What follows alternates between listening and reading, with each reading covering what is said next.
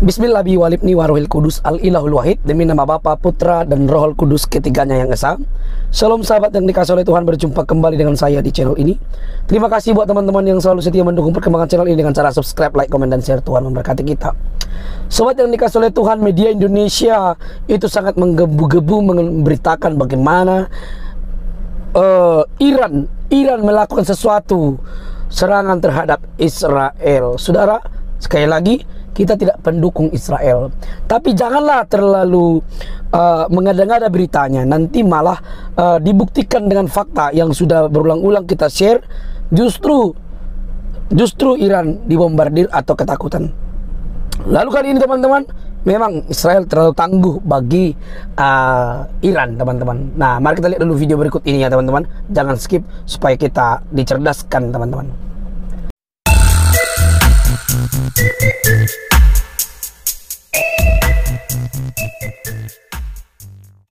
Dikepung dari segala penjuru. Ini dikepung dari segala penjuru, ya, baik diserang oleh Iran, diserang oleh Hizbullah, ya, diserang juga oleh Houthi Yaman, ya. Tapi sampai sekarang Israel masih berdiri kokoh, ya, sedikit pun belum goncang, ya, masih aman, ya. Dan Israel menganggap ya serangan Iran itu hanya main-main, ya, tidak serius, ya. Iran cuman gengsi saja, ya. Cuman dia tuh takut kehilangan wibawa di Timur Tengah sehingga dia melakukan serangan kepada Israel. Tapi itu serangannya tidak berarti apa-apa. Walaupun serangan ini tidak berarti apa-apa kawan-kawan, tapi serangan ini benar-benar biadab. Ya, benar-benar serangan yang memalukan. Tapi yang anehnya, Indonesia tidak berani mengecam Iran, ya. Justru PBB ini ya, Sekjen PBB itu mengutuk serangan Iran ke Israel dan desak penghentian segera. Ini kawan-kawan informasinya saya bacakan dulu, ya. Washington, ya, bahkan bukan hanya PBB, ya, beberapa negara juga di dunia ini mengutuk serangan Iran ke Israel. Ini Sekretaris Jenderal PBB Antonio Guterres mengutuk keras serangan udara Iran terhadap Israel pada Sabtu dan mendesak dihentikannya permusuhan. Saya mengutuk keras eskalasi serius yang ditunjukkan dari serangan besar-besaran yang diluncurkan terhadap Israel oleh Republik Islam Iran malam ini.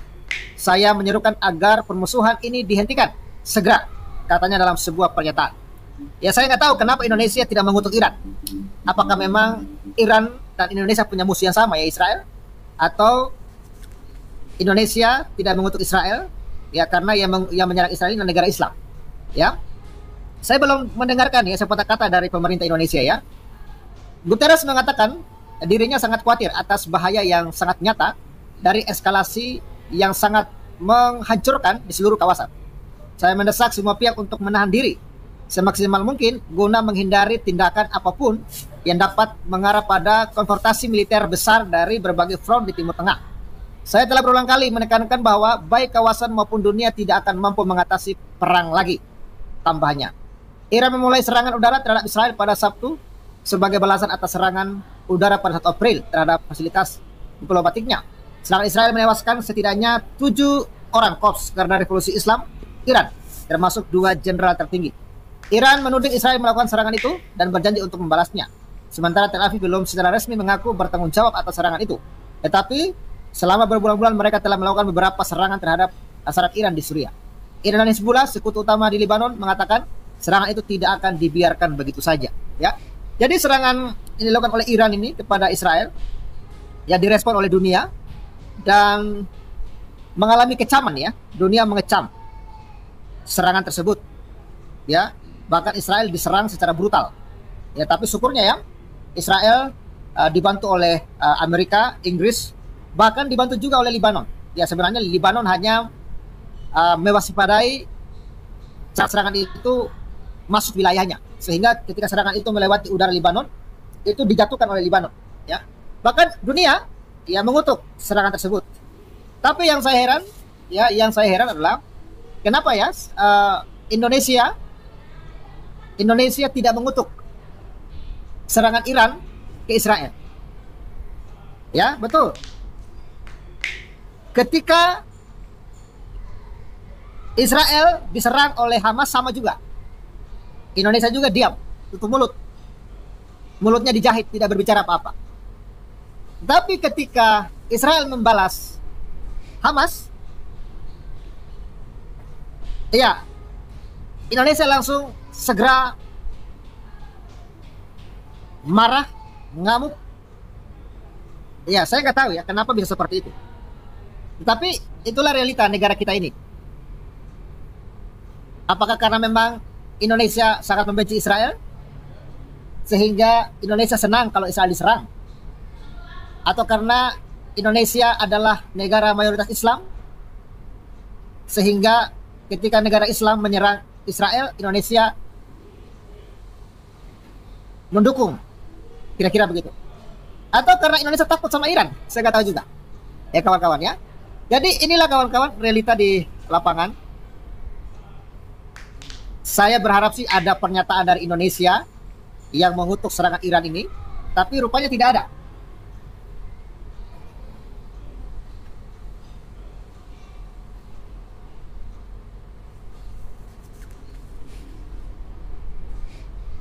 Ya, di tempat saya ini lagi ini ya. Lagi hujan ya kawan-kawan ya.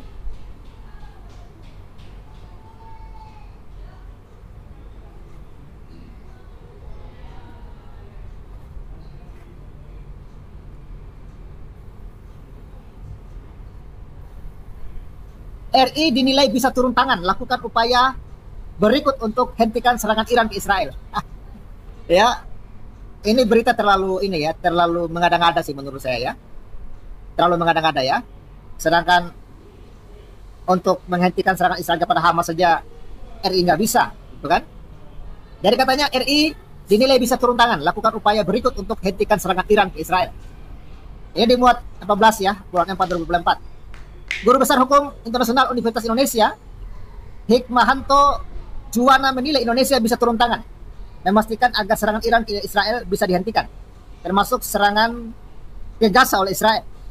Ada beberapa upaya yang bisa dilakukan oleh Indonesia. Pertama, meminta Dewan Keamanan PBB melakukan sidang darurat atas serangan Israel ke kedutaan besar Iran.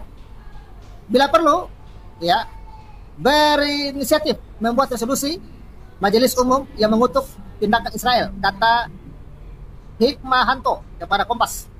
Kedua, melakukan sud diplomasi ke Amerika Serikat dan beberapa negara Eropa untuk tidak mendukung tindakan salah satu dari Israel. Ya, lagi-lagi kawan-kawan ya.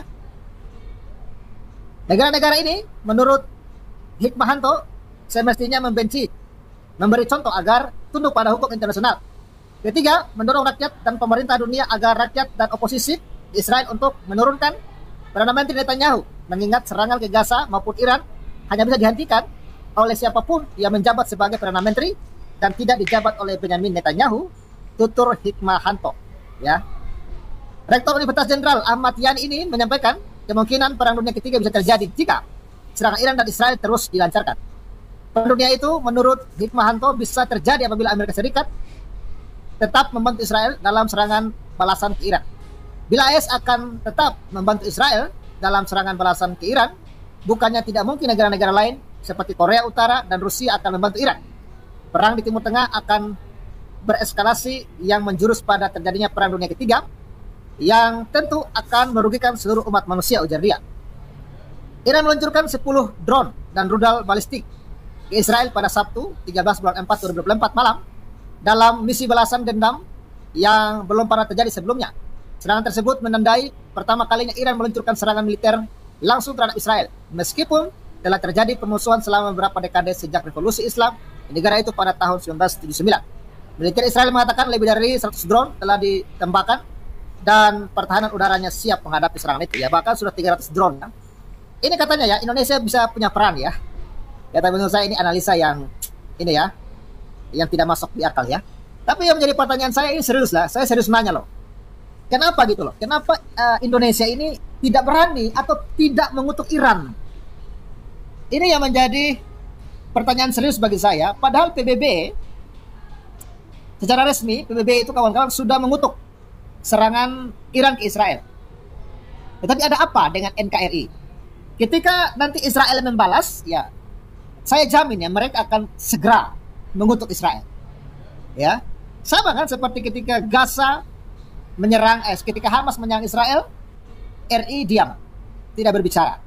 Ketika Israel menyerang balik, ya mereka marah, ngamuk-ngamuk, ya kutuk mengutuk, demo berjilid-jilid dan lain sebagainya. Ada apa nih?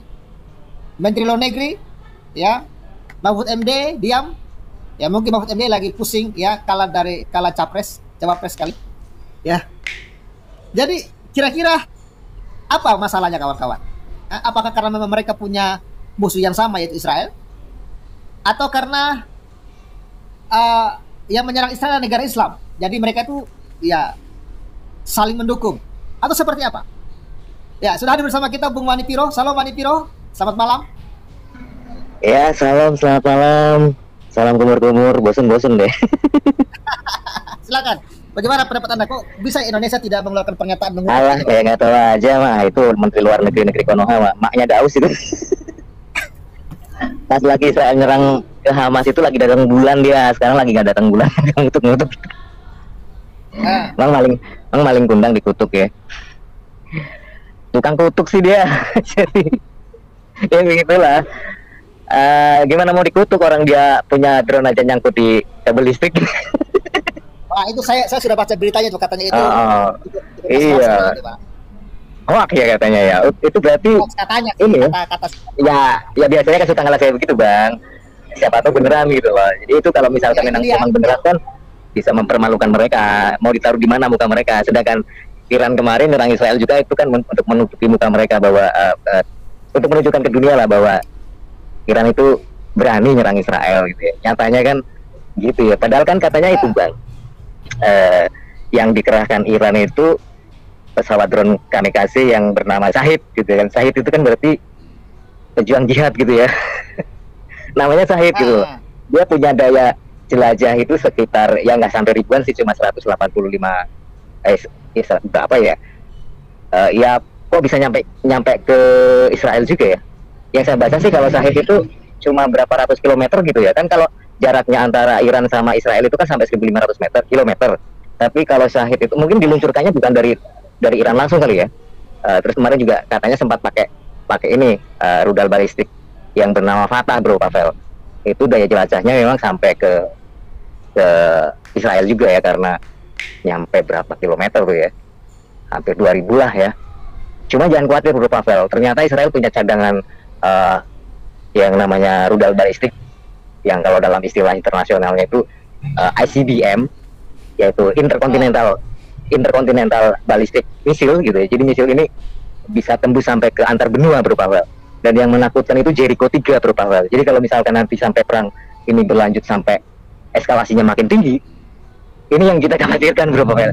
Jangankan Iran yang cuma satu negara gitu ya, rudal Jericho ini bisa sampai ke Asia Tenggara loh bro. Kalau misalkan dari negara Asia Tenggara ada yang macam-macam kayak Indonesia, maksud saya Konoha bukan Konoha. Kalau Konoha mau ikut-ikutan macam-macam sama Israel, jangan-jangan hantam rudal Jericho udah kelar deh gitu ya. Walaupun kayak negara-negara adidaya kayak Amerika yang punya Minuteman gitu ya, itu juga rudal balistiknya cukup dahsyat gitu ya. Rusia juga itu ya, Smarpas apa itu yang rudalnya sampai bisa mencapai berapa kilometer gitu ya, 25.000 kilometer kalau nggak salah bro Pavel. Dan itu bisa meratakan separuh lebih ya, 2/3 masyarakat dunia bisa hancur kalau itu diledakkan ya. Makanya kalau kemarin memang kita mendengar apa yang disampaikan para pengamat itu yang mengkhawatirkan terjadinya perang dunia ketiga, ya itu bisa penghabisan bro Pavel. Karena sekarang ini masing-masing negara adidaya itu punya rudal balistik yang betul-betul dahsyat gitu ya. Kalau kita perhatikan itu spesifikasinya itu begitu ini ya, jelajahnya sampai puluhan ribu kilometer ya. Terus kemudian bahan peledak atau hulu ledaknya juga bisa diangkut sampai puluhan ton gitu kan. Ngeri banget kalau misalkan sampai diledakkan di negara-negara yang memang terlibat peperangan seperti itu, apalagi sampai saling meluncurkan rudal-rudal yang mengerikan kayak begitu. Kita berharap jadinya ngeri juga bro Pavel. Ketika kemarin kita kan taunya si Iran ini kemarin keluar katanya mau balas Israel dengan serangan yang mengerikan gitu. Ternyata kan ini kan banyak yang nyasar, bahkan ada yang nyangkut ke kabel listrik, terus ada juga yang jatuh ke kotanya sendiri, ada juga yang nyangkut ke Irak, terus ada juga yang dihantam sama Yordania, ya. Bahkan katanya Arab Saudi juga sempat ikut-ikutan intercept juga itu drone-nya dari Iran gitu ya. Ya ternyata belum tahu bahwa barangkali Iran itu hanya sekedar memberikan semacam, ya itu tadi awal permulaan Israel supaya tidak melanjutkan peperangan, karena kan ada beberapa berita juga yang mengatakan bahwa katanya itu balasan Iran udah cukup ke Israel dan meminta untuk Israel tidak melakukan balasan kembali gitu. Ini kayak main apa ya? Kayak anak kecil yang main nakal-nakalan gitu, bro. Gini loh, maksudnya yang namanya kita membalas ini ya, kalau kita mau bicara balas ya. Misalnya gini, Iran kan sudah tewas tuh. Jenderal-jenderal dia kan tewas berapa orang? Ya, 2 orang jenderal ya. Iya. Setidak-tidaknya 1 orang lah jenderal yang tewas di Israel itu baru impas gitu loh. Tapi kalau cuma serang-serang malah yang luka juga orang Islam sendiri, ya kan? Itu gimana itu? Itu sama dengan lelucon sih menurut saya itu. Dan meminta Israel untuk tidak melakukan balasan kembali gitu ya. Dengan mengancam kalau misalkan Israel melakukan balasan lagi, akan dibalas lagi dengan balasan yang lebih gede lagi gitu ya. Iya.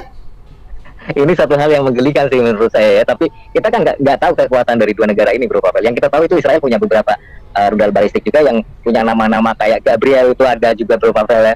Rudalnya namanya Gabriel, bro. Terus ada lagi Popeye. Itu juga lumayan dahsyat lah itu kalau misalkan dipakai untuk menyerang ke Iran. Itu juga cukup meratakan 1-2 kota lah ya. Terus kemudian ada lagi Delilah. Rudalnya namanya Delilah, cuman Samsonnya nggak ada kayaknya. Ada itu drone-nya Israel. Drone maksudnya rudalnya Israel. Terus kemudian ada lagi yang ini ya, ya Jericho 1, Jericho 2 yang paling dahsyat gitu ya. Kalau misalkan sampai Israel marah benar-benar sama Iran dan mengerahkan rudal ya ultimate kayak begitu, ya bisa rata satu negara Iran gitu ya. Cuman kan kayaknya sih Israel nggak segegabah itulah. Kalau misalkan Israel mau sih, ya mungkin sama halnya dengan kekuatan Amerika mungkin ya. Ya nggak tahu juga sih, karena kan mereka negara-negara yang punya teknologi begitu canggih dalam hal persenjataan peperangan militer gitu ya.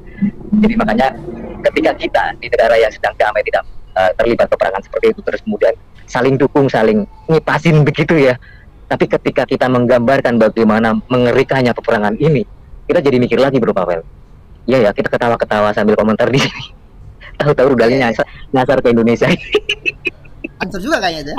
Aku tuh kadang-kadang suka mikir begitu, bro Pavel. Ya, aku tuh kadang-kadang komentar sambil ketawa-ketawa. Tapi ya kita kan nggak ngerasain apa yang mereka rasakan. Mereka kan ngerasain sesuatu kengerian yang luar biasa yang mereka sepanjang hari mereka merasakan itu ya. Malam nggak bisa tidur, siang juga nggak bisa beraktivitas dengan tenang gitu ya.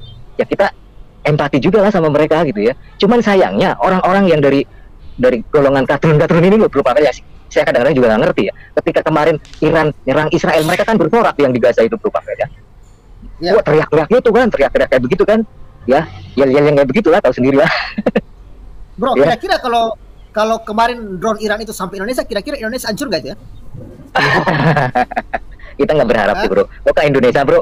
Emang ada musuhan apa sama Iran? Nah, maksudnya gini loh, maksudnya artinya sebenarnya ya, kalau kita melihat serangan Iran itu sebenarnya tidak main-main juga loh. Iya, betul. Kalau seandainya Israel tidak, cuma karena memang Israel punya teknologi yang mumpuni kalau serangan itu gitu loh. Betul. Dan kalau kita balik posisinya, bro, seandainya itu yang nyerang Israel ke Iran, emang Iran bisa apa gitu? Ya, itu dia. Seandainya Israel yang akan menyerang Iran dengan 300 drone sekaligus, kira-kira Iran jangankan 300, bro, 2 aja deh, rata. Makanya kira-kira Iran akan jadi apa kira-kira itu ya? Hancur lebur lah, rata lah. Cuman kasihan juga sama rakyatnya kan, karena mayoritas dari penduduk Iran itu kan, mereka pengen lepas dari jeratan ini kan, kediktatoran dari Khamenei ini kan. Mereka pengen kembali dipimpin sama siapa tuh yang lari ke Amerika, Pahlavi ya kalau nggak salah ya. Ya, keturunannya itulah pokoknya yang asli dari Persia. Kalau Khamenei kan katanya kan orang asli Afghanistan ya, yang memimpin Iran sekarang ini. Ali Khamenei apa siapa itulah namanya ya, yang jadi pemimpin atau presiden Iran yang sekarang gitu kan. Tapi yang presiden yang digulingkan dulu masa sebelumnya itu kan sekarang lari ke Amerika kalau nggak salah. Itu, bro Pavel. Jadi ya itulah makanya yang saya bilang itu sama halnya ketika ribuan ya, bahkan ribuan roket yang diserang oleh Hamas ke Israel itu Israel masih bisa tangkis. Mm-mm. Tapi ketika Israel 5.000 menyerang sekali ya? aja, iya, ketika Israel menyerang sekali saja sudah berantakan semua. Makanya sebenarnya serangan Iran ini main-main. Sebenarnya karena Ya. Israel terlalu kuat, Ya. terlalu tangguh untuk serang gitu loh. Ya. Jadi aku tuh juga kemarin mikirnya gini Bro Pavel, ketika Hamas menyerang ke Israel itu kan langsung sekaligus 5.000 ini ya, rudal ya, Ya. ke wilayah, ya roket ke wilayah Israel. Tapi kok Iran menyerangnya cuma pakai 330 beberapa gitu lah ya. Apa Ya, mungkin drone. udah habis kali? Iya, udah habis kali. Iya, pakai drone sih, drone kamikaze ya, Sahib gitu ya katanya kan. Ternyata ya itu 99% bisa di-intercept sama Israel dan sisanya ya mungkin cuma nyasar-nyasar kemana gitu. Tapi ada berita dari Tribun. Ya biasalah dari media-media kayak gitu. Bilangnya itu ada yang tembus Iron Dome-nya Israel dan itu adalah sebuah kemenangan besar buat Iran katanya, Bro. Nah, Nah, tapi itu. loh ini menarik loh pernyataan Israel loh. Ya, Ini bersumpah Israel nih. anggap serangan Iran sebagai pernyataan perang. Ini berbahaya ini. Iya, betul. Iya. Jadi Gimana, Brad? ya, ya terus aja, Bro. Mau baca ini kan artikel. Ya, ini dia Silakan. Presiden Israel ya menyatakan bahwa serangan rudal dan pesawat nirawak Iran ke negaranya pada Minggu dapat dianggap sebagai pernyataan perang. Meski demikian, Herzog menegaskan bahwa pihaknya akan menahan diri. Wah, itu ya, Israel menahan diri kawan-kawan ya. Karena memang banyak hal yang Israel pikirkan ya. Banyak hal ya. Ini seperti perang sungguhan. Maksudnya ini merupakan pernyataan perang, kata Herzog pada media Inggris Sky News. Terkait bagaimana Israel akan merespon serangan Iran, Herzog mengatakan bahwa Israel akan mempertimbangkan semua dampak yang berpotensi terjadi saat membahas opsi-opsi yang ada bersama mitra. Karena kami bisa menahan diri, karena kami tahu tindakan kami pasti ada akibatnya. Ada kan? Kalau Israel bertindak pasti ada akibatnya. Artinya ini Iya. hati-hati ini kawan-kawan. Iya. Ini nggak main-main. Israel kalau bertindak tidak pakai drone yang ecek-ecek gitu loh. Nah, Dia bertindak dengan kekuatan yang memang Dan- menghancurkan. kan nggak banyak cincong lah, Bro. Ya. Beda sama Israel, sama Iran kan, kayak kemarin kan cuma doang gitu, cuma janji-janji Ya. doang, mau apa namanya, mau balas gitu. Dari awal-awal peperangan antara Israel dengan Hamas kan kayak begitu, katanya Iran ini mau inilah bikin balasan ke Amerika lah, ke Inggris lah, ketika itu kan ada kapal-kapal dagang yang dicekatin sama Houthi gitu kan. Ya terus kemudian itu karena juga terus kemudian diketahui bahwa mereka itu adalah proksinya Iran, terus kemudian ada serangan dari Inggris sama Amerika yang menyerang ke Syria kalau nggak salah ya, yang menewaskan juga tentara Iran itu kan juga bersumpah untuk membalas serangan dari Amerika sama Inggris, terus kemudian di wilayah Iran sendiri kena serangan teroris itu yang dituduh juga Amerika sama Israel gitu kan, katanya mau balas dengan mengerikan dan macam-macam lah omongannya, cuma suma doang gitu kan. Ya makanya saya tadi sempat tergelitik dengan berita luar negeri yang ada kutipan menarik dan lucu menurut saya, Bro Pavel itu ya. Dia bilang gini, after operation True Promise File, Israel fall to exact price gitu ya. Jadi ini nyindir Iran sebenarnya kan. Ya setelah operasi yang cuma janji-janji melulu gagal, Israel bersumpah untuk memberikan harga yang nyata, katakanlah begitu ya. Atau maksudnya mungkin nggak banyak cincong lah, nggak usah banyak ngomong, nggak usah banyak inilah. Kalau mau buktikan ya nanti kita buktikan aja gitulah ya. Jadi ya seperti itu. Kan begini Bro, kan kemarin kan Presiden Iran mengatakan dunia akan melihat kehancuran Israel. Ya kan? Ya. Makanya menurut saya serangan kemarin itu serangan dahsyat loh oleh Iran itu. Dahsyat itu 300 drone ya. Yang diluncurkan itu dahsyat. Cuma memang Israel ekspektasinya begitu, Bro. Harapannya kan begitu. Tapi ternyata Israel kan punya kemampuan untuk menangkis semuanya itu ya kan. Dan ternyata itu benar bahwa ya cuman seandainya dibalik, nggak salah dibalik sampai Israel menyerang Iran dengan ratusan drone kayak begitu ya. Katakan beginilah ya, berapa udahlah digempurkan ke Iran ya. Mungkin Israel juga mikir lagi sih ya, karena ya baru kemarin kan Israel ini dihujat dari banyak negara ya, dari PBB gitu kan.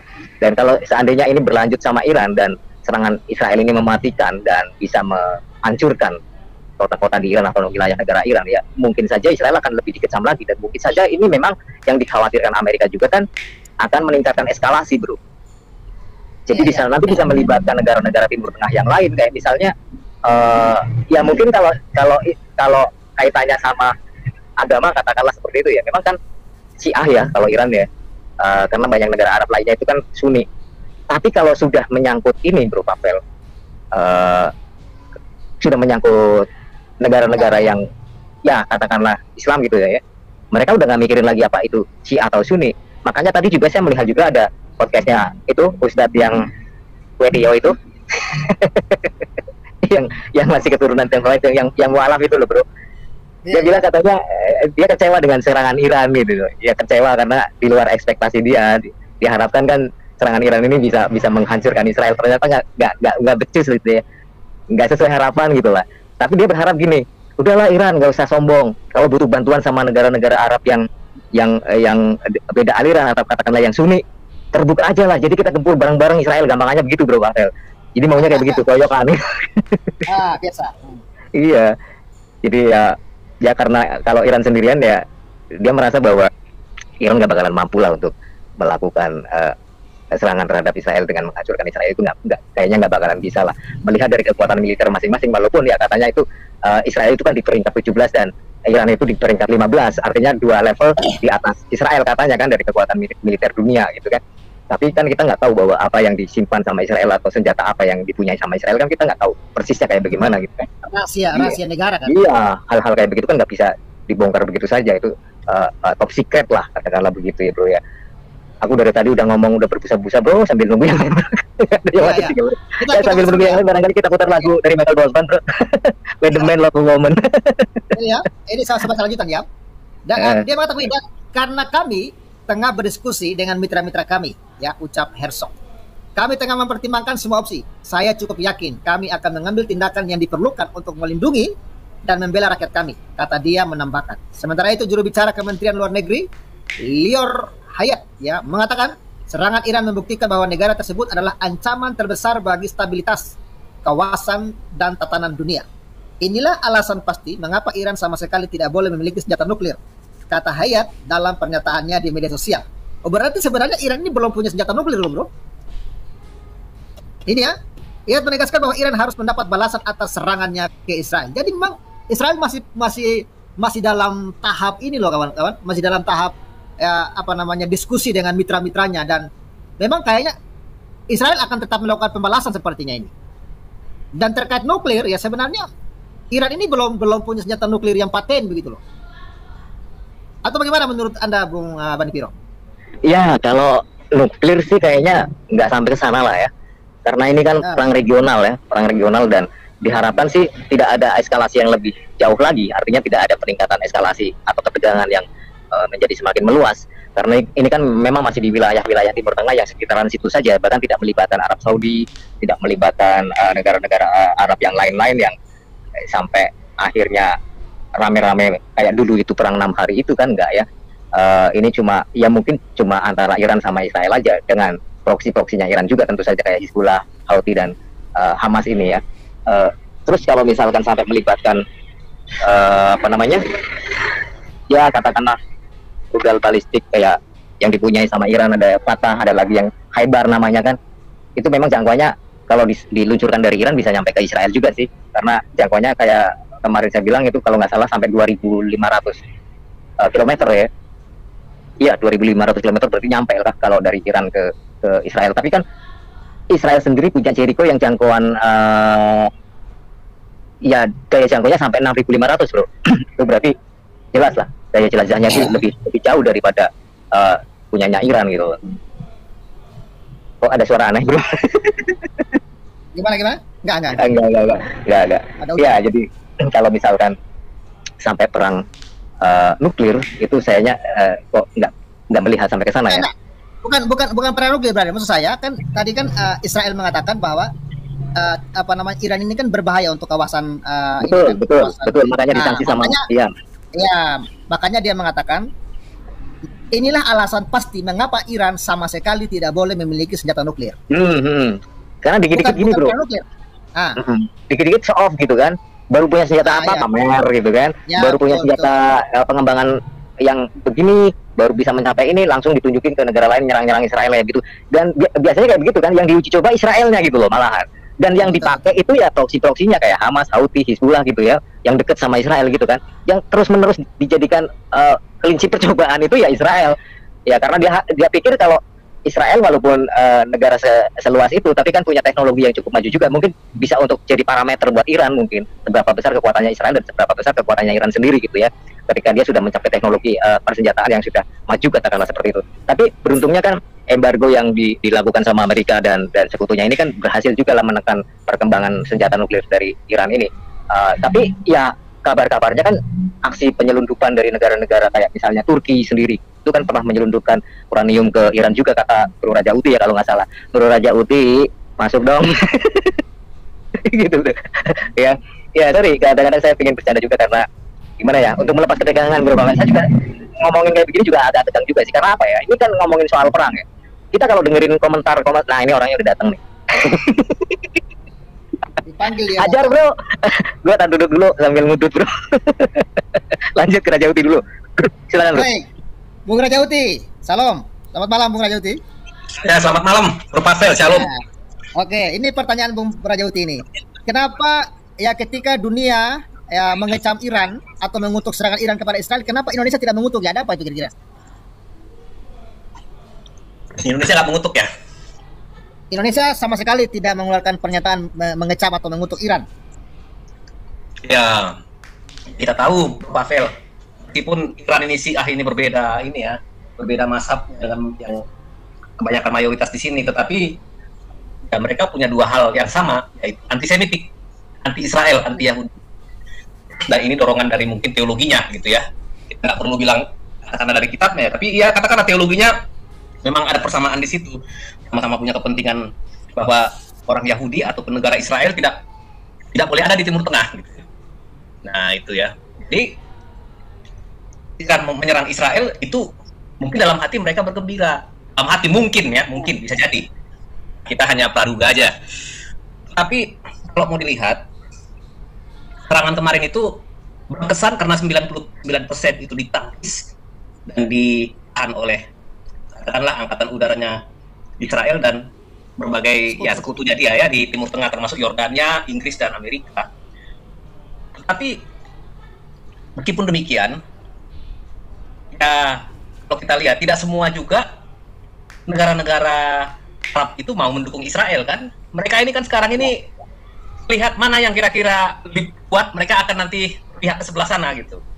Sementara kebanyakan negara-negara Arab ini kan sebenarnya kan cenderung dekat ke Amerika. Seperti misalnya Qatar, Kuwait, Saudi Arabia, kemudian juga sebagian dari Yaman ya, Yaman Selatan atau Yaman Utara, itu lebih suka dengan Amerika. Kenapa? Kita lihat aja buktinya bahwa pangkalan-pangkalan militer Amerika ada di sana. Mereka sekutunya Amerika, sekutunya Barat. Apalagi Yordania dan Mesir, itu jelas.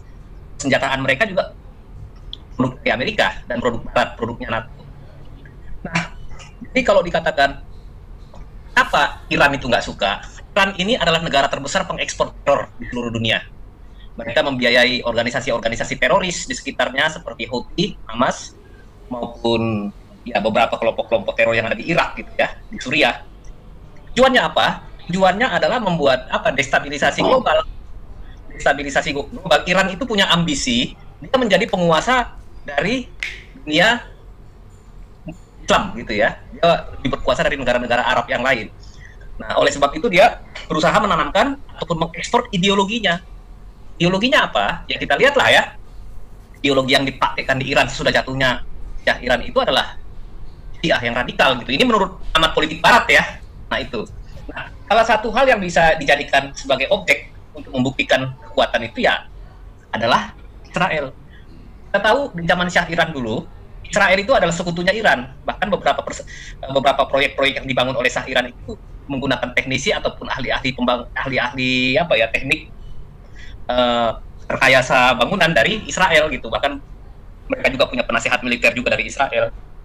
Tapi sejak revolusi, nah inilah kadang-kadang ya, revolusi itu Iran dulu punya suatu kekuatan dan marwah sebagai suatu negara ketika masih di bawah negara kerajaan Shah Iran. Itu akhirnya Shah Iran ini difitnah, korupsi, difitnah mensejahterakan rakyat, difitnah dia tangan besi gitu ya dengan sistem negara kerajaannya. Akhirnya kelompok-kelompok agama radikal ini berhasil menggulingkan dia. Tetapi di sini nggak lepas dari peran Barat juga. Barat itu ikut membesarkan Ayatollah Khomeini. Selama dalam pelarian Ayatollah Khomeini tinggal di mana? Tinggal di Inggris dan di Prancis dia paling lama. Bahkan dulu orang negara-negara Barat itu percaya bahwa Ayatollah Khomeini ini akan bisa membawa suatu demokrasi ala Islam atau ala Syiah lah ya, katakan seperti itu ya. Mungkin nggak semuanya karena ini kan mazhabnya beda. Gitu. Itu akan membuat perubahan, akan menggulingkan diktator yang korup yang ada di Iran.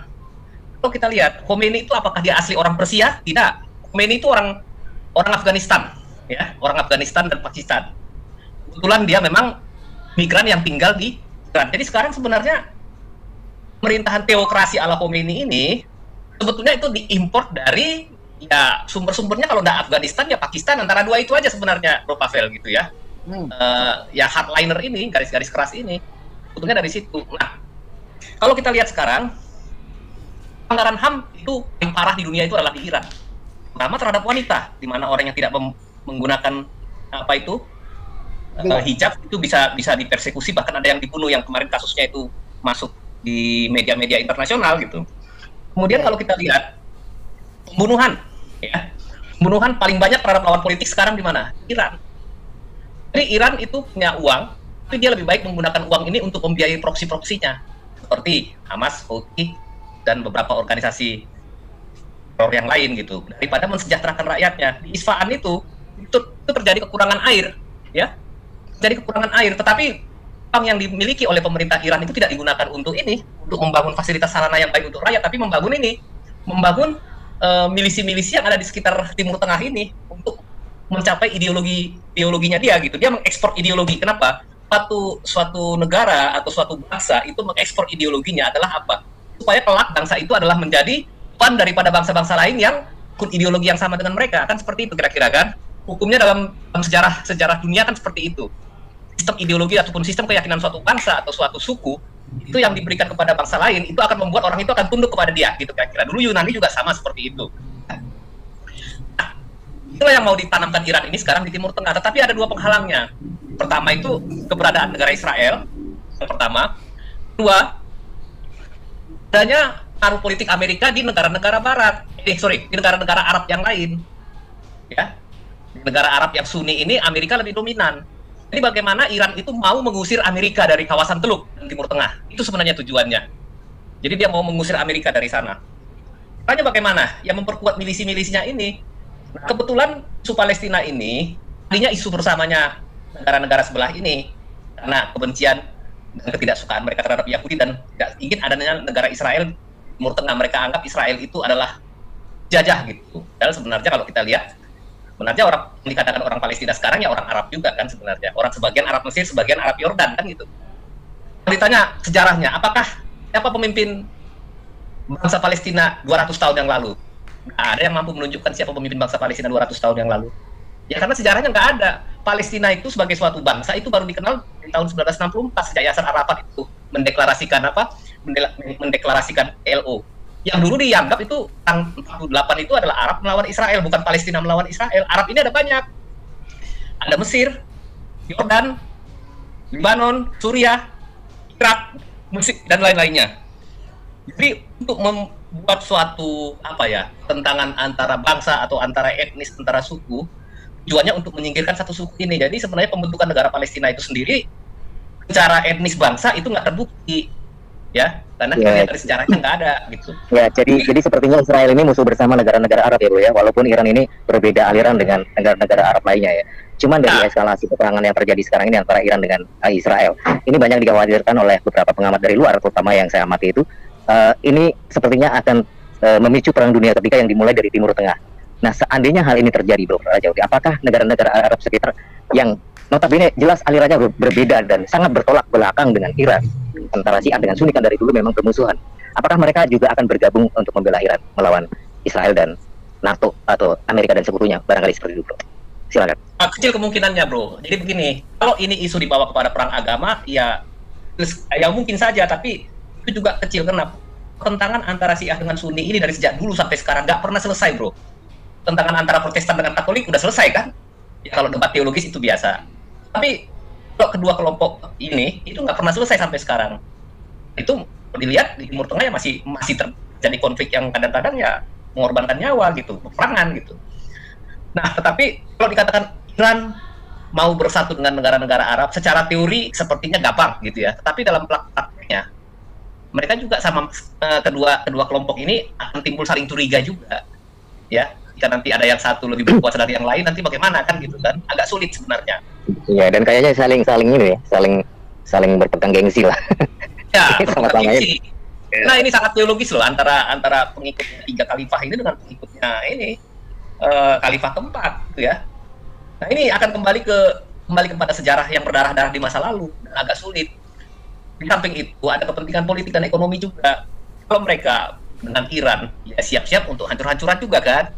Tapi kalau dengan Amerika, mereka punya kepentingan ekonomi, kepentingan bisnis juga cukup lumayan banyak ya, walaupun mereka tidak suka dengan Israel. Bahkan beberapa negara Arab itu sekarang sudah usaha untuk buka ini ya, minimal kalau nggak hubungan diplomatik ya ada kantor urusan dagangnya gitu, karena mereka yang berkepentingan. Pada akhirnya kan sebenarnya ideologi ini kan tujuannya kan mensejahterakan suatu masyarakat atau negara.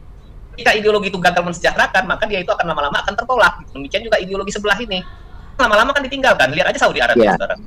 Apakah ini artinya peperangan yang terjadi antara Iran dengan Israel ini akan menjadi semacam duet single antara Iran sama Israel sendiri? Artinya Iran tidak punya ya katakanlah dalam tanda kutip sekutu dari negara-negara Arab untuk membantu Iran untuk menyerang Israel, dan Israel dikabarkan memang ya bukan dikabarkan lagi, ini sudah jadi rahasia umum juga ya bahwa di belakang itu ada Amerika, ada UK, ada Prancis gitu ya kan, NATO lah katakanlah begitu ya di belakang Israel.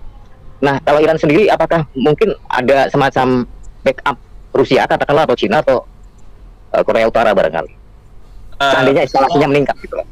Kalau misalkan kita lihat NATO, jelas mereka punya fakta pertahanan. Ya, punya perjanjian di antara mereka. Kemudian misalkan NATO dengan Mesir ada perjanjian, NATO dengan Jordan ada perjanjian. Nah, perjanjian-perjanjian ini walaupun bukan negara yang masuk dalam fakta pertahanan NATO, tetapi ada satu perjanjian, mungkin kalau Jordan diserang oleh Iran, NATO akan masuk. Ini kan jalan masuknya kan di sini kan, atau Mesir diserang oleh Iran, NATO akan masuk. Ya, sebagai suatu fakta, bukan sebagai suatu negara gitu. Nah, kalau kita lihat depannya ini, kita lihat apakah Rusia punya fakta pertahanan dengan Iran, Cina maupun Korea Utara. Nah, ini kan kelihatannya nggak ada fakta pertahanannya. Mungkin sekedar, atau Venezuela ya. Kita nggak tahu apakah mereka dalam satu fakta pertahanan bersama, punya perjanjian bersama, sampai sejauh ini belum ada gitu, kelihatan gitu. Mungkin sekedar mendukung, memberikan senjata, bisa jadi ya sebenarnya gitu ya, bisa jadi. Tetapi kita lihat situasi Rusia sendiri sekarang itu, dia sekarang ini dia berperang dengan Ukraina, tapi dia mau keluar dari perang ini nggak bisa lagi, bro. Artinya masuk ke dalam satu perang itu gampang, mau keluarnya nggak bisa gitu. Sementara sudah hampir 3 tahun Ukraina nggak jatuh-jatuh, ya. Kalau kita lihat, artinya kayak laba-laba terjerat dalam sarangnya sendiri. Betul. Kira-kira seperti itu. Nah, Rusia ini dulu itu punya penasehat keamanan dan penasehat politiknya, dia lah penasehat geopolitiknya, Alex Kosygin atau siapa itu. Ini seorang paranormal juga yang sangat dipercaya oleh Putin. Nah, itulah yang memberikan semangat kepada Putin untuk mengambil alih Ukraina. Jadi dia punya cita-cita jangka panjang untuk mengembalikan kejayaan Uni Soviet gitu ya. Nah, itu sebenarnya bukan rahasia, bukan suatu hal yang rahasia, udah orang-orang di Eropa Timur dan di Eropa juga sudah tahu gitu. Nah, pembenarannya adalah katanya karena Ukraina mau masuk NATO makanya Rusia menyerang. Tidak seperti itu. Justru NATO itu Ukraina itu mau masuk NATO karena dia sudah melihat bahwa suatu waktu negara-negara Eropa Timur yang dulu masuk ke dalam Pakta Warsawa itu akan diambil alih atau akan dianeksasi oleh Rusia seperti dulu. Nah, ini dia mau kembali ke zamannya Uni Soviet kaya dulu gitu. Tapi baru mencoba Ukraina kelihatannya udah 3 tahun ini nggak ini ya. Paling mungkin dia bisa sukses di Ukraina sebelah timur di mana banyak penduduk yang berbangsa Rusia. Sementara Ukraina Barat yang wilayahnya jauh lebih luas kelihatannya ini perangnya jadi statis gitu. Rusia sudah membengkak anggaran pertahanannya gitu, bahkan dia sudah defisit ya. 5 kali anggaran pertahanan dia itu bertambah dari yang seharusnya. Jadi kalau dia mau membuka front dan habis-habisan juga di Timur Tengah untuk demi Iran, sekarang tinggal hitung-hitungan aja bro, keuntungannya berapa banyak yang dia dapatkan dari Iran gitu. Ya, sia-sia ya. Hitung-hitungan ekonomi lah. Perang ini kan sebenarnya kan ada hitungan ekonominya juga. Kita nggak bisa hitungan emosi atau hitungan militernya saja, tetapi ada faktor ekonominya juga. Berapa banyak yang dia bisa dapatkan gitu. Kelihatannya agak sulit buat dia itu untuk membela Rusia habis-habisan, itu agak sulit. Mungkin sekedar Iran, mendukung, memberikan senjata atau memberikan bantuan apa menambah bantuan politik mungkin itu bisa, tetapi agak sulit gitu ya untuk total. Beda dengan Israel. Israel ini dia punya yang namanya lobby Yahudi di seluruh dunia, masuk di Amerika, di mana pengusaha-pengusaha paling kaya di seluruh dunia ini adalah orang Yahudi. Mereka menghasilkan teknologi, mereka menghasilkan ilmu pengetahuan, mereka menghasilkan semuanya. Apa yang berani melawan Yahudi gitu? Ya artinya Israel punya bargaining politik yang cukup luas gitu ya. Wah, cukup luas, sangat luas. Bukan masalah faktor agama, bro. Agama jelas beda dengan Kristen, tapi mereka punya si tawar di bidang teknologi, ilmu pengetahuan, ekonomi dan lain-lainnya gitu. Ya terlebih keuangan Iran itu sendiri kan memang lagi katakanlah lagi defisit lah untuk keperluan pembelian senjata dari Rusia misalnya seperti itu ya. Jadi mungkin Rusia juga memandang dari sisi ekonomi juga ya, dari peperangan ini mungkin tidak menguntungkan buat Rusia juga gitu ya. Karena juga tidak ada kepentingan minyak juga kan di situ kan Rusia. Rusia sebetulnya begini, Rusia punya minyak sendiri gitu ya. Bahkan Cina itu beli minyak dari Rusia sebetulnya sekarang ini. Cadangan minyak Rusia mungkin sama besar atau mungkin lebih besar dari Iran. Nah dulu kan tidak digali, sekarang kan sudah. Nah jadi kepentingan energi tidak terlalu besar dari Iran ini ya bagi Rusia gitu ya. Kepentingan teknologi dan lain-lainnya juga tidak terlalu besar. Tapi kalau dia harus memberikan pinjaman lunak kepada Iran untuk katakanlah menjual senjata kepada Iran dengan pinjaman, kan kebanyakan penjualan senjata di seluruh dunia ini kan rata-rata kan dengan pinjaman, bro. Dengan pinjaman, ya, jadi uang cash gitu. Jadi pada akhirnya sepertinya penonton akan kecewa ya, bro ya.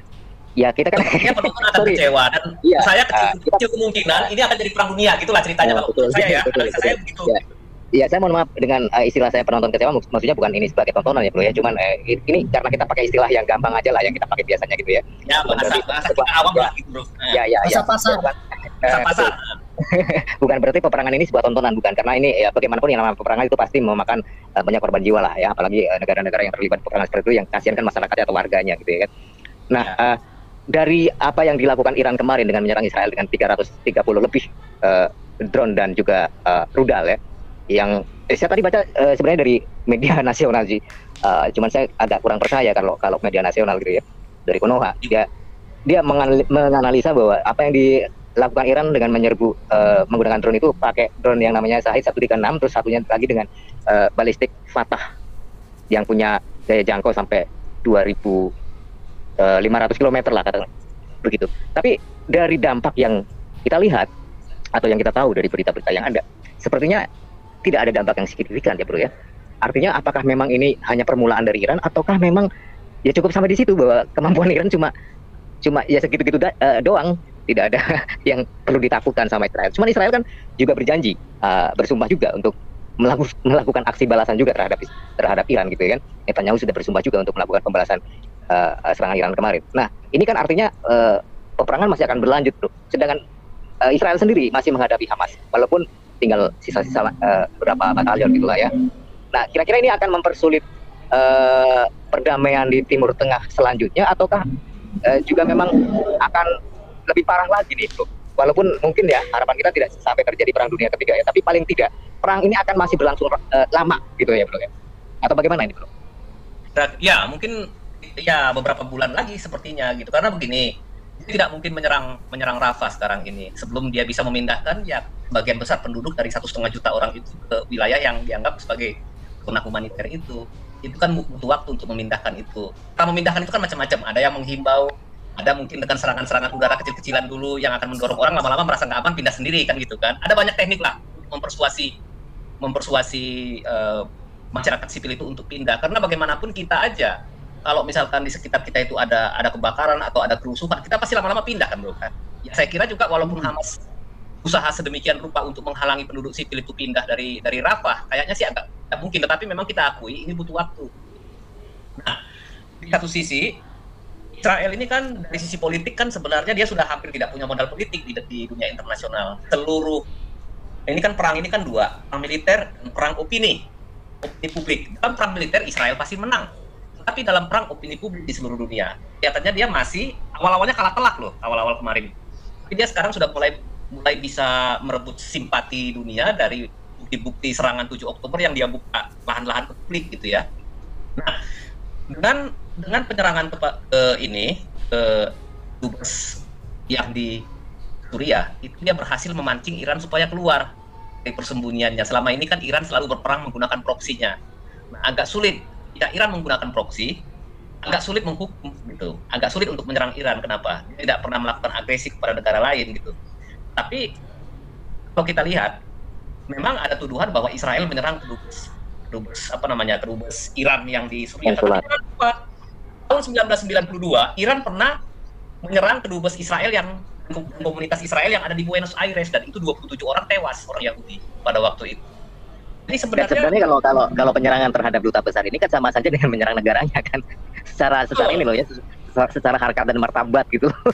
Betul, penyerangan kepada negaranya, tetapi ada satu catatan, kedutaan ini meskipun itu sudah dikatakan bahwa itu adalah bagian dari negara Iran, tetapi letaknya, tanahnya bukan langsung di wilayah Iran. Nah, ini pengaruh juga, bro. Nah, sekarang Iran, kalau dia tidak membalas, marwahnya dia, martabat pribadinya akan hancur di mata sekutu-sekutunya, di mata para lawannya yang orang-orang negara-negara Arab lain yang di Timur Tengah. Oleh sebab itu dia harus membalas, menyerang, ya, menunjukkan bahwa dia punya nyali dan punya kemampuan. Itu sebenarnya Iran ini. Selama ini kan dia hanya membiayai organisasi teror, kemudian kalau Iran tidak melakukan balasan terhadap Israel, ya akan kehilangan muka juga kan, terutama di dunia Arab gitu.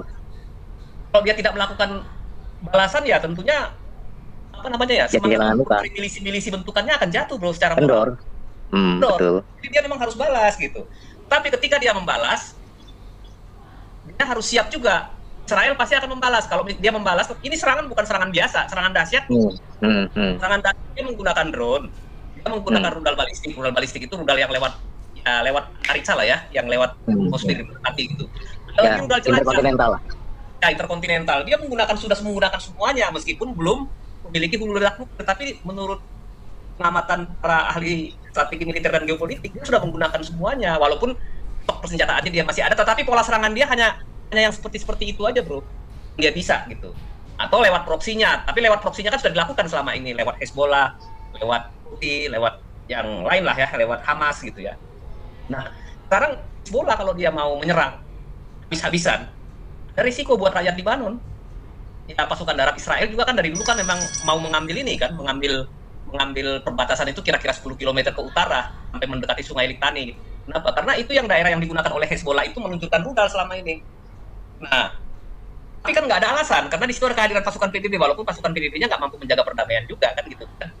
Istilahnya makanya diajar juga sama Israel ya. Makanya diajar juga sama Israel. Kadang-kadang nakal juga Israel. Dia iseng juga kadang-kadang, dia hajar juga. Nah, jadi akhirnya ya kita lihat Iran sebenarnya mau begitu dia balas ini, udahlah cukup lah. Kalau kamu balas lagi, saya juga nyerang cuman begini-begini doang, nggak akan bisa lagi lebih hebat dari sini. Sebenarnya begitu, hasilnya begitu ya bro ya, cuman kan dengan bahasa yang berbeda. Itu. Tapi kalau misalkan nanti Israel menyerang itu menyerang nggak perlu buru-buru, dia hitung dulu, bro. Karena Israel yang dia serang itu kan dia nggak butuh mengorbankan jiwa orang. Yang jelas pasti yang akan diincar oleh Israel itu adalah fasilitas militer. Itu pertama, yang mungkin ekonomi. Yang paling utama itu adalah energi listrik ya. Di Iran itu kan paling peka di situ. Titik lemahnya Iran itu adalah pembangkit listriknya, itu paling utama. Yang kedua, fasilitas militer, asrama militer, gudang senjata, ataupun misalkan peluncur roketnya, itu yang kedua. Nah, yang ketiga yaitu mungkin pengadaan air bersih, bendungan atau apa gitu. Nah, ini Iran ini dalam soal pertahanan udara dia lemah, pesawat juga dia kurang, dia nggak akan punya Iron Dome. Jadi kalau Israel menyerang dengan satu gelombang saja, pasti ada kerusakan, bukan hanya nyawa, fasilitas juga akan ada kerusakan. Tentunya mungkin Israel, ya resikonya ada ya, mungkin pesawat ada yang ditembak jatuh, tetapi kalau sampai ada kerusakan, wah itu Iran betul hancur itu harga dirinya di mata dunia internasional secara militer ya, habis dia udah. Makanya dia mengharapkan supaya Israel tidak membalas, tapi dengan ancaman lah, walaupun ancaman kosong, mengatakan bahwa kalau Israel membalas, kami akan membalas dengan lebih keras lagi gitu. Nah itu dia. Nah, kita lihat aja nanti ke depannya ini. Kalau Israel itu dia nggak akan mungkin menyerang membabi buta, tidak. Dia tunggu waktunya. Apa yang dia pilih? Apakah personalnya? Apakah fasilitas militernya? Apakah justru yang kita takut ya pemimpin negaranya, dia bisa serang? Nggak peduli itu. Nah, kalau bisa di Khamenei sekarang ya sembunyi di bawah terowongan aja kalau bisa gitu. Nggak ada jaminan dia akan selamat gitu. Jadi Israel tidak akan buru-buru menyerang, dia akan lihat dulu, karena begini, dari kemenangan dari sisi politik Israel sekarang menang banyak, bro. Dengan serangan Iran ini terbukti bahwa Iran bukan negara yang baik dan mulia seperti kata orang-orang PBB yang selama ini sering menyerang Israel gitu. Pak Bro buka dari YouTube Dato Gilad Erdan itu apa namanya menteri apa namanya duta besar Israel yang di PBB melawan duta besar yang Iran. Gak bisa dijawab sama duta besar yang Iran itu. Cuman alasannya cuma masalah Gaza terus, tapi dia nggak bisa menjelaskan bahwa bagaimana Iran selama ini ya membentuk, mempersenjatai, mendanai dan melatih organisasi-organisasi teror ataupun proksi-proksi yang ada di tengah. Ya. Jadi upaya Iran untuk mempropaganda masyarakat dunia dengan membawa-bawa isu Gaza ini sudah tidak laku, bro ya.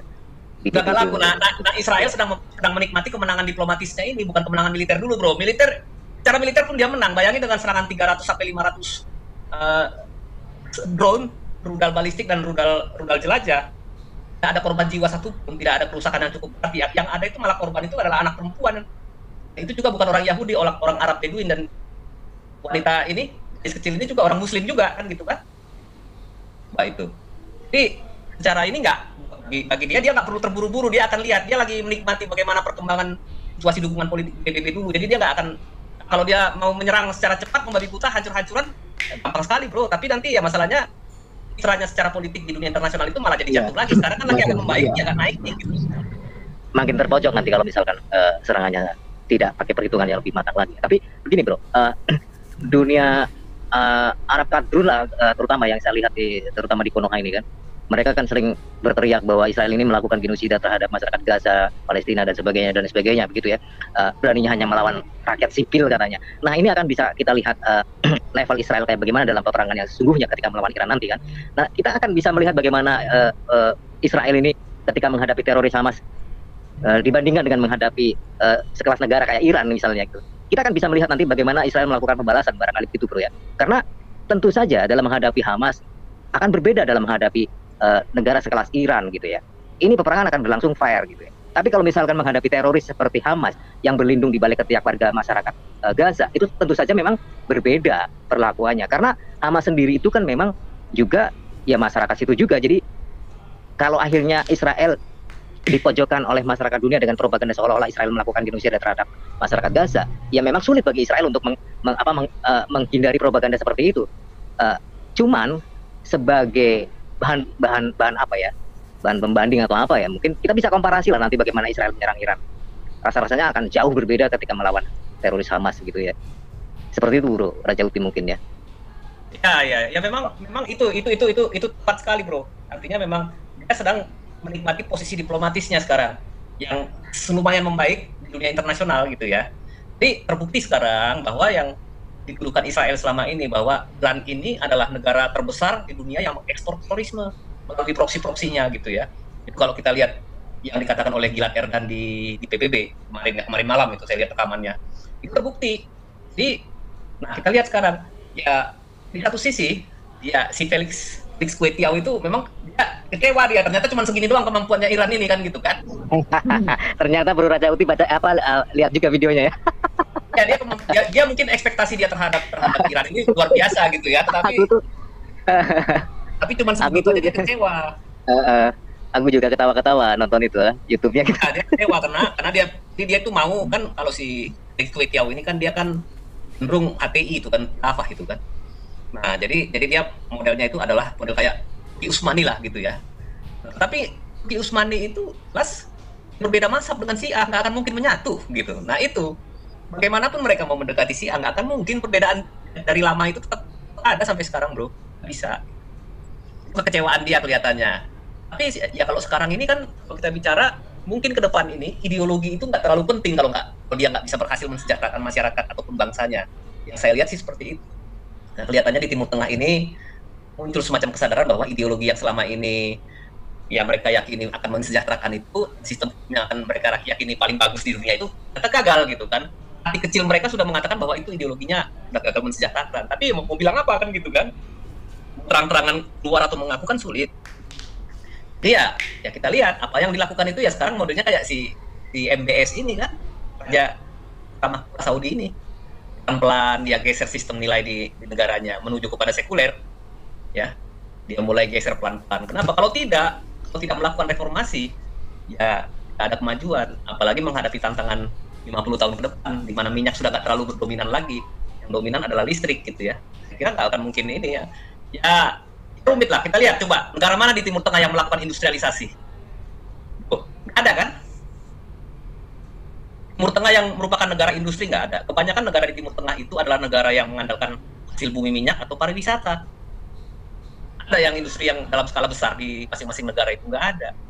Ada cuma satu negara kecil yang punya tingkat industrialisasi yang bagus. Apa itu? Israel. Teknologi yang bagus siapa? Ya Israel. Nggak ada yang lain. Nah, kalau misalnya negara-negara Arab ini tidak bersahabat dengan Israel, bagaimana mereka bisa mengambil ataupun mendapatkan pengetahuan, teknologi maupun ya dana dari negara-negara Yahudi ini? Kira-kira seperti itu. Jadi sulit lah kalau kita bisa bilang bahwa ini akan menjadi perang dunia ketiga atas nama agama. Saya kira tidak. Tapi kalau atas nama kepentingan ekonomi itu lebih masuk di akal gitu ya. Tapi ya apa yang akan membuat itu pun perhitungannya kayaknya kurang ini ya, kurang cocok lah. Iya, kurang cocok. Kalau alasan ekonomi dan sebagainya.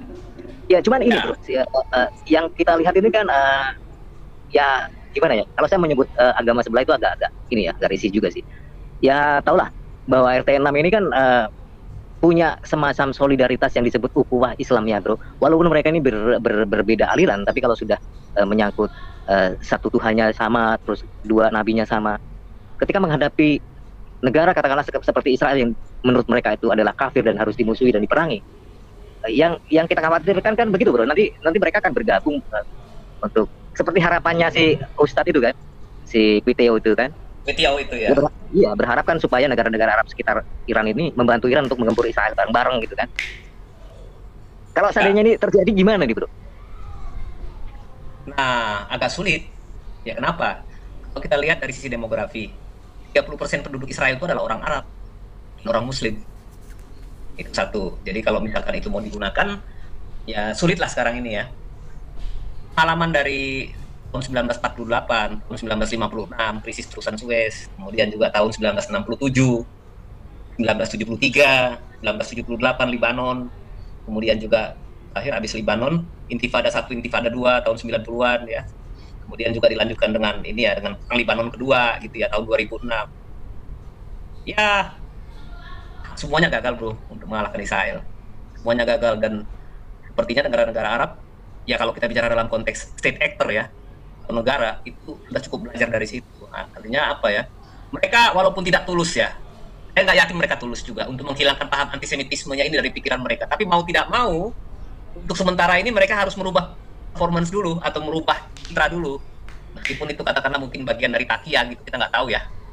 Tapi mereka harus melakukan itu kenapa? Ya demi kepentingan nasionalnya masing-masing. Demi interestnya dia, interest ekonomi, interest politik, interest investasi, interest macam-macam lah gitu bro kira-kira. Nah, ya, tapi sepertinya kan hubungan emosional mereka ya, karena dari satu, walaupun akidahnya agak beda sih ya, cuman kan walaupun masing-masing kan antara Sunni sama Syiah masing-masing mengatakan bahwa Syiah itu bukan Islam, kalau menurut Sunni, begitupun sebaliknya, Sunni juga bukan Islam menurut Syiah gitu ya. Tapi kan kita nggak bisa pungkiri lah bahwa mereka Tuhannya sama, nabinya sama juga gitu ya. Ya, memang itu nggak mungkin kalau syariat dan lain sebagainya saya nggak tahu ya.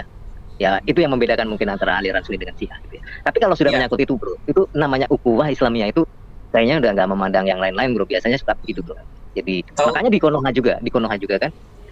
Bahkan orang-orang sekelas pengamat yang di stasiun TV yang mainstream kayak gitu pun sepertinya mereka senang ketika Iran ini menyerang Israel gitu kan. Banyak yang kayak dari raut mukanya air wajahnya itu kelihatan kayak bangga gitu kan. Ya. Seneng gitu ya. Ekspektasinya kayaknya ada satu pengamat yang lumayan fair. Saya nggak nyangka juga dia bisa berpendapat seperti itu. Kalau bro buka di YouTube liputan 6 yang kemarin, dia mengatakan justru serangan Iran ini malah memperlemah posisinya Hamas, posisinya Palestina di dunia internasional. Nah, itu menarik analisanya dia. Tapi ya hampir senada dengan apa yang saya analisa sih bro. Gitu. Karena ujung-ujungnya nanti akan ketahuan bahwa semua ini dibalik semua ini adalah Iran gitu kan? Iya betul. Iya dan ketika itu kan masyarakat di Gaza itu ada videonya juga kan, mereka bersorak gembira kan, sorak-sorak bergembira gitu ketika. Iya, sorak-sorak bergembira. Ada sebagian sorak-sorak bergembira, tapi ada sebagian juga yang merasa, waduh ini gawat kenapa? Kita nggak jadi perhatian lagi di dunia internasional. Iya, tapi kan orang-orang yang seperti itu kan orang-orang yang berpikir ke depan gitu kan. Tapi kan berbeda kalau sudah menyangkut emosional mereka gitu, karena mereka merasa selama ini dimusuhi sama Israel katakanlah seperti itu, atau mereka merasa sebagai musuhnya Israel dan Iran adalah seperti pahlawan kesiangannya mereka gitu kan. Ya mereka kan mengeluh-ngeluhkan Iran walaupun mereka berbeda aliran. Itu memang diakui, pasti nggak akan mungkin bro. Pasti bagaimanapun sampai akhir zaman keinginan melenyapkan negara Israel itu pasti tetap hidup.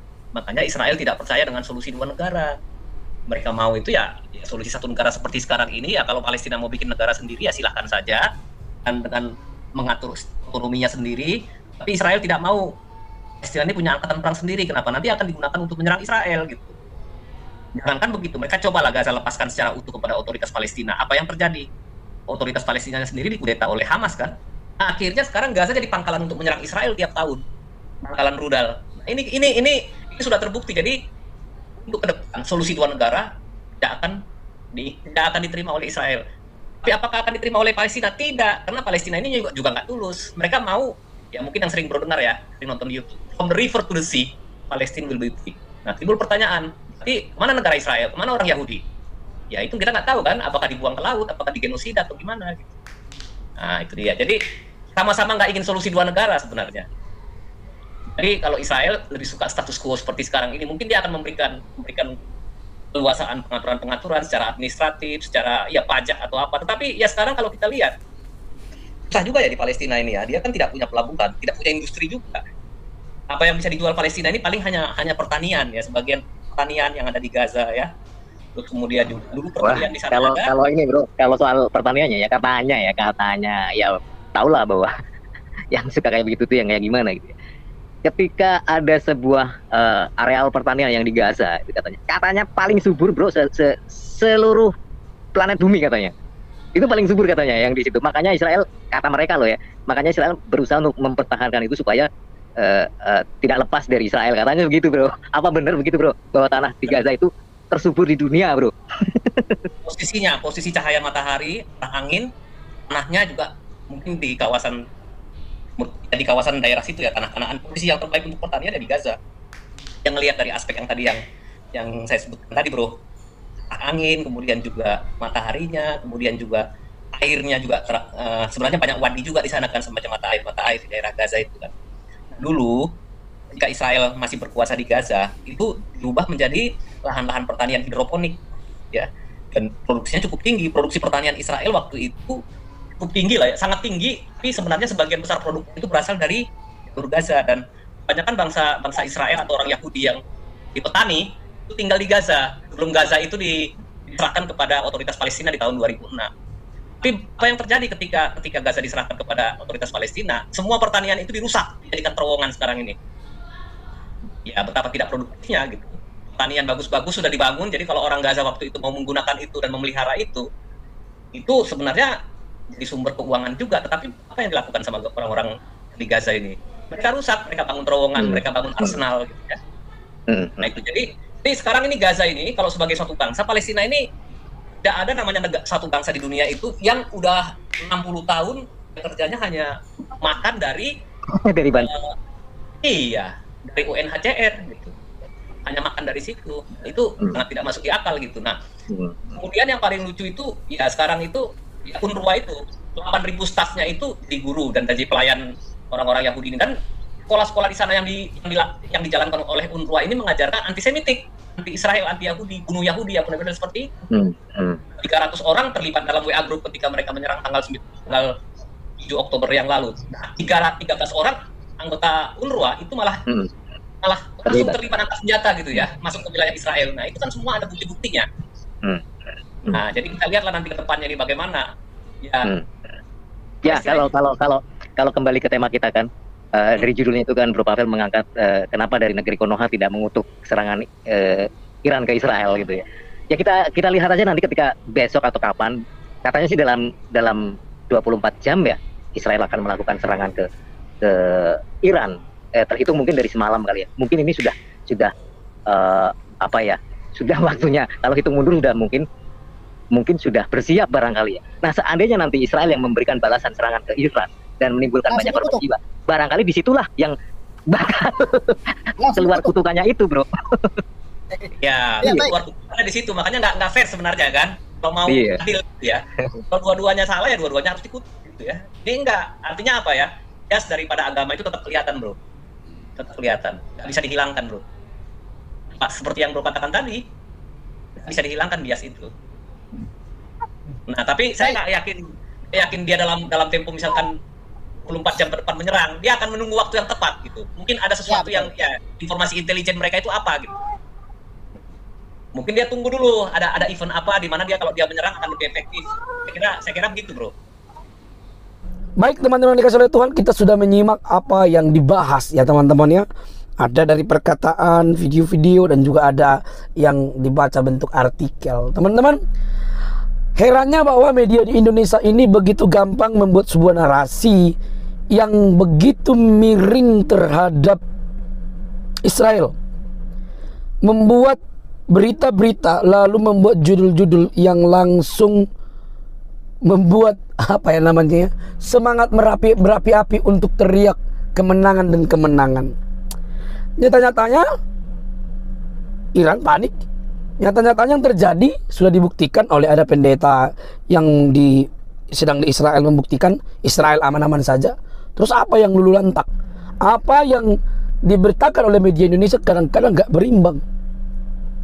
Apalagi itu TV-TV yang barusan muncul-muncul ini, beritanya entah di mana, videonya entah di mana, aduh payah. Nah teman-teman, kita tidak mendukung Israel, tetapi janganlah membuat narasi, argumentasi, berita yang sebenarnya tidak sesuai fakta. Itu penting. Tidak sesuai fakta, maka dibungkam oleh orang-orang yang sedang berada di Israel. Artinya apa yang Anda katakan itu keliru. Nah teman-teman, sudah dikatakan tadi, mengucapkan kalimat-kalimat oleh karena Iran memerang atau menyerang Israel, lalu sebutkan kata-kata yang seperti katakan tadi, nampaknya ya kurang etis. Nanti diserang balik menangis. Itu kan yang terjadi beberapa tahun lalu, ketika ada lewat rudal-rudal, lalu teriak ada seorang influencer Palestina bilang kata-kata Alhamdulillah, Allahu Akbar begitu ya. Nah, ketika diserang balik menangis. Nah, kenapa kita harus menggarisbawahi jangan terlalu bersukacita di dalam kondisi yang seperti ini? Ya karena kan ada balasan. Nah, balasan itu biasanya lebih keji gitu loh. Karena apa? Mereka yang melakukan duluan, maka dibalas itu pasti lebih besar. Maka timbullah kerusakan-kerusakan. Nah teman-teman, kita di Indonesia jauh lebih berharga dibandingkan negara lain. Itu aja intinya. Jadi untuk media-media Indonesia, jangan kau buat opini-opini yang miring. Oh, Israel dulu lantak, Israel diratakan sama dengan tanah. Inangi. Itu kacau itu. Bagaimana mungkin terjadi hal yang demikian? Apakah Iran tidak berpikir bahwa ada banyak Masjid Al-Aqsa ada juga di Israel? Lantas rata dengan tanah yang bagaimana? Kan beritanya sebuah keliru. Nah teman-teman, sebagai warga Indonesia, jangan kita bawa hal yang terjadi di luar negeri ini menjadi stigma agama.